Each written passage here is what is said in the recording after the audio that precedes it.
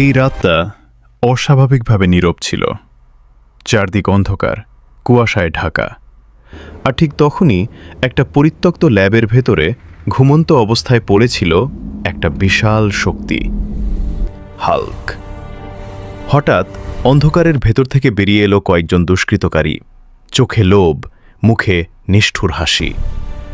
এই শক্তি আমাদের পৃথিবী দখল করাবে। একটা বিশাল ইঞ্জেকশন, ভেতরে জ্বলছে লাল আলো। পৃথিবী নিয়ন্ত্রণ করার জন্য বানানো এক ভয়ঙ্কর রাসায়নিক।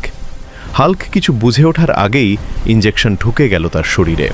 তার শরীর কেঁপে উঠল, নিঃশ্বাস ভারী হয়ে এলো, চোখের সবুজ আলো ধীরে ধীরে রক্ত লাল হয়ে গেল। হাল্ক জেগে উঠল, আর তারপর শুরু হলো তাণ্ডব। পুরো শহর কেঁপে উঠল, বাড়ি ভাঙছে, গাড়ি উল্টে যাচ্ছে, আগুন, ধোঁয়া, চিৎকার। মানুষ এদিক ওদিক ছুটছে, মা বাচ্চাকে বুকে জড়িয়ে দৌড়াচ্ছে, কেউ বাঁচার রাস্তা খুঁজছে। হাল্ক তখন আর নিজে নেই, সে শুধু ধ্বংস। দূরে এক ল্যাবে সব কিছু দেখছেন একজন মানুষ, ক্রিসের বাবা। আমি ভুল করেছি, কিন্তু আমাকেই ঠিক করতে হবে।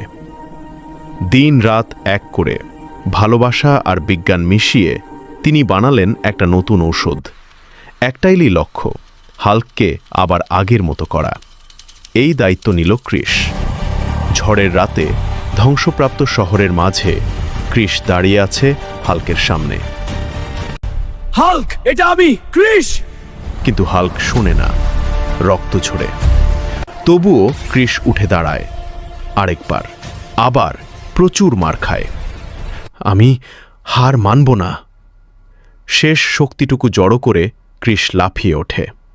আর ঠিক তখনই ইঞ্জেকশন ঢুকে যায় হাল্কের শরীরে। এক মুহূর্ত নীরবতা, তারপর হাল্ক গর্জন করে, শরীর কাঁপে, চোখে লাল আলো নিভে যায়। বিশাল দেহটা ধীরে ধীরে মাটিতে লুটিয়ে পড়ে। হাল্ক বেহুঁশ। ভোরের আলো ফুটে ওঠে, শহর বেঁচে যায়, পৃথিবী বাঁচে। হাল্ক আবার রক্ষক, ক্রিস সত্যিকারের নায়ক। বন্ধুরা, ভিডিওটি ভালো লাগলে লাইক, কমেন্ট এবং সাবস্ক্রাইব করে আমাদের পাশে থাকুন।